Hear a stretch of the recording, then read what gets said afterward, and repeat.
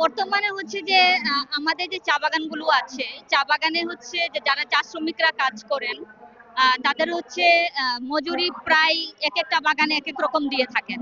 যেমন হচ্ছে যে বাগানগুলো বড়, সেখানে হচ্ছে যারা স্থায়ী শ্রমিক তাদেরকে হচ্ছে 185 টাকার মতো দেয়।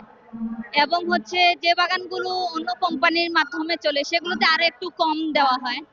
তো যেটা হচ্ছে আসলে একটা শ্রমিক পরিবারের জন্য এটা আসলে মানে ঠিক না।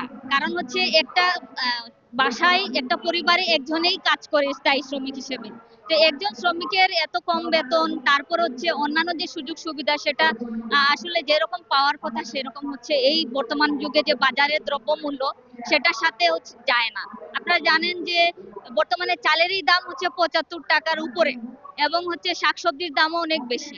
সেখানে দিন মজুরি যদি 185 টাকা থাকে, তো একটা পরিবারে খাবারের খরচ, চিকিৎসা, তারপর হচ্ছে শিক্ষা, তারপর হচ্ছে যে অন্যান্য যে মানে দরকার একটা পরিবার জন্য, সেটা কিন্তু হয়ে ওঠে না। অনেক স্ট্রাগল করতে হয় একটা পরিবারকে। তো এটা আসলে এখনকার যুগে খুবই কঠিন চ্যালেঞ্জ।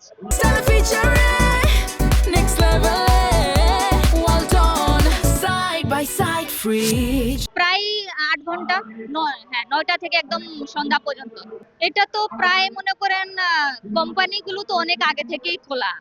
আমরা যতটুকু জানি যে ব্রিটিশ পিরিয়ডে যখন চলতো তখন তো মুদ্রা ব্রিটিশ রুপি দেওয়া হতো, পাকিস্তান পিরিয়ডে আরেক ধরনের রুপি দেওয়া হতো। এখন হচ্ছে বাংলাদেশ পিরিয়ডে ছোটবেলা থেকে শুনেছি কখনো 40 টাকা, কখনো 18 টাকা, কখনো হচ্ছে 46 টাকা, কখনো 87 টাকা, এমনি করতে করতে আস্তে আস্তে বাড়তে বাড়তে এখন 185 টাকা।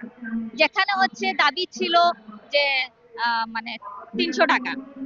আপনারা জানেন একটা আন্দোলন হয়েছিল গত 2 বছর আগে, যেখানে 300 টাকার একটা ন্যায্য দাবি করেছিল, কিন্তু সেটা এখনো দেয় নাই। সেটা হচ্ছে মানে সেটার পরিপ্রেক্ষিতে এই এখন 2026 সালে 185 টাকা দিচ্ছে, যেটা আসলে খুবই এই বর্তমান যুগে একটা আসলে পরিবারের জন্য আসলে